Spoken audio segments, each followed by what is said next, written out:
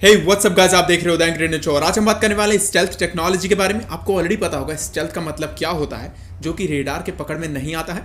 तो उसके बारे में आज जानेंगे। आपको ऑलरेडी पता होगा B-2 बॉम्बर ये एक सबसे ज़्यादा स्टेल्थियर एयरक्राफ्ट है। उसके बाद F-22 रैप्टर, F-35, उसके बाद J-20, Su-57 और MK जो कि डिजाइनिंग फेस में, या फिर आप जितने भी एयरक्राफ्ट अभी ले सकते हो जो कि 5th जनरेशन आप कह रहे हो, उन सभी एयरक्राफ्ट में जो टेक्नोलॉजी यूज़ होती है जिसको कहते हैं स्टेल्थ, डेफिनेटली कुछ अभी डिजाइनिंग फेस में है, कुछ इंप्रूवमेंट फेस में है। लेकिन इसकी शुरुआत कहाँ से हुई थी और इसमें कौन सी टेक्नोलॉजी यूज़ की जाती है, उसकी हम आज बात करने वाले हैं। तो सबसे पहले इस टेक्नोलॉजी को यूज़ करना स्टार्ट किया गया था, मतलब ये जो आइडिया आया था वो जर्मनी की तरफ से आया था, जहाँ पे एक ट्रांसपेरेंट कैनवास का यूज़ किया जा रहा था। जैसे कि अभी स्क्रीन पे देख पा रहे होगे, ये ट्रांसपेरेंट कैनवास है और जब ये प्लेन हवा में उड़ता था तब ये डेफिनेटली नज़र नहीं आता था, और जहाँ पे सनलाइट ज़्यादा हो जाती थी तब यहाँ पे प्रॉब्लम आ रही थी कि ये प्लेन नज़र आ रहा था, लेकिन जहाँ पे सनलाइट नहीं है उस जगह पे ये प्लेन बिल्कुल भी इनविजिबल टाइप का हो जा रहा था उस समय की टेक्नोलॉजी को ले। तो और आपको ऑलरेडी पता होगा उस वक्त रेडार भी बहुत ही ज़्यादा स्ट्रांग नहीं थे, और जर्मनी और साथ ही साथ ब्रिटेन के बीच में जो वॉर चल रही थी उसमें इस प्लेन ने काफ़ी अच्छी भूमिका निभाई। मतलब इसने कई सारी जानें बचाई जो कि जर्मन सोल्जर्स की थी। लेकिन टाइम था रिफॉर्म आने का और जर्मनी ने ट्राई किया इसको और एडवांस बनाने का, मतलब इससे ज़्यादा एडवांस बनाने के लिए जर्मनी ने इसके लिए ट्राई किया और जर्मनी ने बनाया HO-229 जो कि एक फाइटर बॉम्बर था। और जर्मनी, आपको देखने में लग रहा होगा ये बिल्कुल B-2 बॉम्बर का ही शेप लिया हुआ है, लेकिन थोड़ी बहुत इसके डिज़ाइनिंग में अलग चीज़ें हैं। लेकिन इस टेक्नोलॉजी को भी जर्मनी ने बनाया था और ये टेक्नोलॉजी भी अच्छी खासी चली। इसके 3 यूनिट्स बनाए गए थे और इस फाइटर बॉम्बर एयरक्राफ्ट ने बहुत ही अच्छे मिशंस परफॉर्म किए। मतलब कई सारे इसके टेस्ट भी किए गए थे 1945 के अराउंड, और उसके बाद भी कई टेस्ट किए गए। इसकी जो स्पीड भी थी वो 900 किलोमीटर के आसपास बताई जाती थी।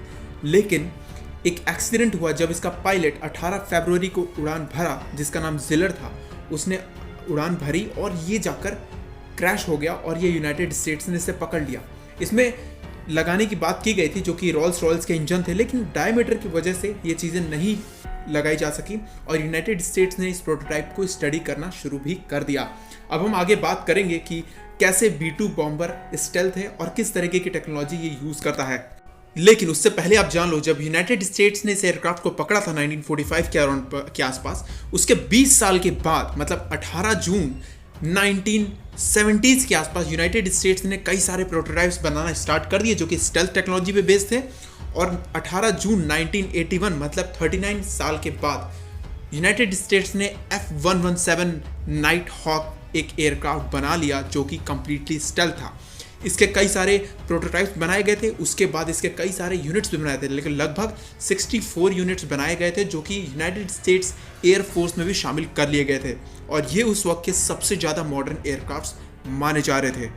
अब थोड़ा जान लेते हैं कि रेडार कैसे काम करता है और किसी एयरक्राफ्ट को कैसे डिटेक्ट करता है। जब रेडार शॉर्ट पल्सेस भेजता है इलेक्ट्रोमैग्नेटिक एनर्जी के एक तरीके के रेडियो वेव्स छोड़ते हुए, तब वो जो रेडियो वेव्स हैं वो जाकर एयरक्राफ्ट से टकराते हैं और जो एंटीना है वो रिसीवर मोड में चला जाता है और वो वेट करता है कि कब एयरक्राफ्ट के पास से जो इलेक्ट्रोमैग्नेटिक वेव्स छोड़ी गई थी वो कब वहाँ से लौट के आएंगी, और जैसे ही वो लौट के आती हैं तब एयरक्राफ्ट जो रेडार है उसको तुरंत डिटेक्ट कर लेता है और वहाँ से एयर डिफेंस सिस्टम्स काम करना शुरू कर देते हैं। इवन एयरक्राफ्ट भी उसी तरीके से काम करते हैं। मैंने ऑलरेडी TR मॉड्यूल्स के बारे में आपको पढ़ाया है। अब के जितने भी रेडार्स होते हैं वो काफ़ी ज़्यादा एडवांस हो गए हैं। वो जब सिग्नल भेजते हैं उसके साथ साथ रिसीव भी करते रहते हैं, लेकिन पहले की बात अलग थी और उसी हिसाब से स्टेल्थ टेक्नोलॉजी भी आज के समय में इंक्रीज होती जा रही है। और रेडार में ये भी मैटर करता है कि सामने वाला जो एयरक्राफ्ट है उसका साइज क्या है, और साथ ही साथ उस एयरक्राफ्ट के जो विंग स्पैन है कहाँ से हीट जनरेट हो रही है। लेकिन इन सभी चीज़ों को ट्रिक किया जा सकता है स्टेल्थ टेक्नोलॉजी की मदद से, और साथ ही साथ B-2 बॉम्बर ये कर भी रहा है। अब बात कर लेते हैं B-2 बॉम्बर के बारे में।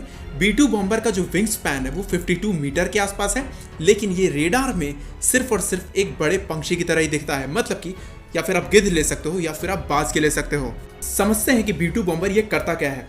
B-2 बॉम्बर को जब बनाया ही जा रहा था तो उसको सिर्फ और सिर्फ रिफ्लेक्शन को देख के ही बनाया जा रहा था कि वो कैसे रेडार को रिफ्लेक्ट कर सकता है। अब देखते हैं थोड़ा B-2 बॉम्बर के डिज़ाइन को। हम B-2 बॉम्बर का जो डिज़ाइन है वो बहुत ही ज़्यादा स्टेल्थ है और साथ ही साथ एक कर्व शेप में आता है, जिस शेप को एक कॉम्प्लेक्स शेप भी आप कह सकते हो, जिसको अचीव किया जाना बहुत ही ज़्यादा मुश्किल था जब नाइट हॉक बनाया जा रहा था।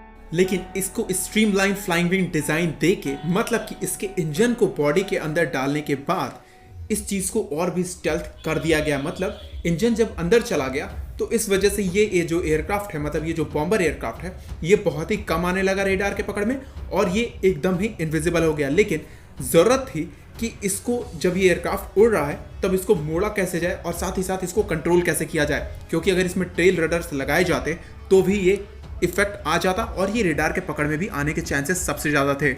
और इस चीज़ को टैकल करने के लिए यूज़ किया गया है स्प्लिट रडार्स। साथ ही साथ ये काम करता था एक यॉबिंग मोशन की तरह। अगर B2 बॉम्बर को लेफ्ट की तरफ मुड़ना है तो राइट वाले विंग्स का यूज़ करेगा और लेफ्ट वाले विंग्स सीधे की ओर रहेंगे। साथ ही साथ ये अपने इंजन्स को भी, मतलब एक इंजन को बंद या फिर ऑन करता रहता है कि जिससे इसको जिस तरफ की डायरेक्शन लेनी है वो इस तरह की डायरेक्शन ईजिली अचीव कर सके।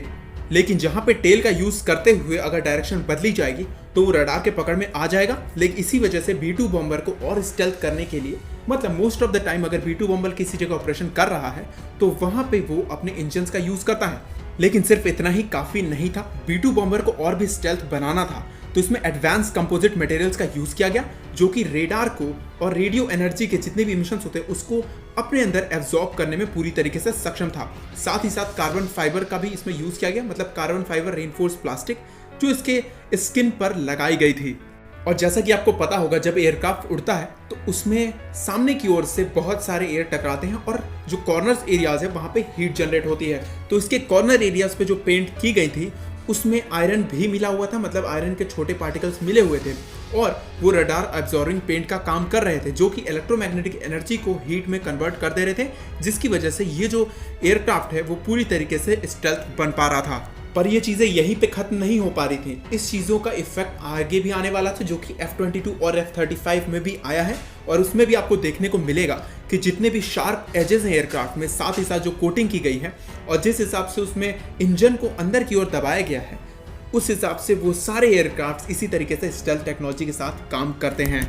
साथ ही साथ जो फ्रिगेट्स होते हैं, जो स्टेल्थ डिस्ट्रॉयर्स होते हैं, वो भी ऑलमोस्ट सेम टेक्निक का भी काम करते हैं, जैसे कि HMS हेलब्रिड हो गए या फिर इंडियन फ्रिगेट्स ही आप क्यों न ले लो, सारे फ्रिगेट्स इसी टेक्नोलॉजी पे काम करते हैं। और साथ ही साथ जो हमारा MK आने वाला है वो भी इसी टेक्नोलॉजी पे काम करेगा और जितने भी इन फ्यूचर जो 6th जनरेशन एयरक्राफ्ट आने वाले हैं ऑलमोस्ट इसी टेक्नोलॉजी पे काम करने वाले हैं।